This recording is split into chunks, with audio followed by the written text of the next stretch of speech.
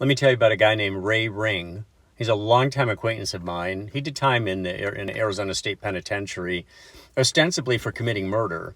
In reality, he was an investigative reporter for the Arizona Daily Star out of Tucson who was investigating prison conditions.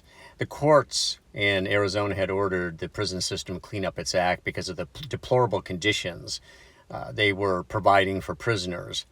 Ray goes in there undercover, supposedly having murdered somebody, and he ends up getting threatened and beat up by white supremacists, the Aryan Brotherhood. So it was a tough investigative reporting assignment, but he did it. He also wrote a story called My Crazy Brother about his brother who was depressed and eventually committed suicide. And we connected on this because I have a brother. My oldest brother, Anthony, was also a schizophrenic like Ray's brother. In fact, he was diagnosed as a schizophrenic as well.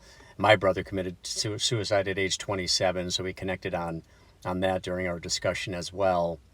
But Ray goes back a long ways with me, and in the early 1990s, he wrote 3 novels that I read every one of them, and 2 of them in particular I really liked, Telluride Smile and Arizona Kiss. And then he disappeared for 20 years. 21 years, I think it was, before he finally reappeared after this hiatus with a new novel called Montana Blues. And that's when I saw finally that he had come out with something else, I want to know, where did you disappear to? What happened? Why suddenly the return to the publishing business? Why did you drop out to begin with, and how did you get back into it?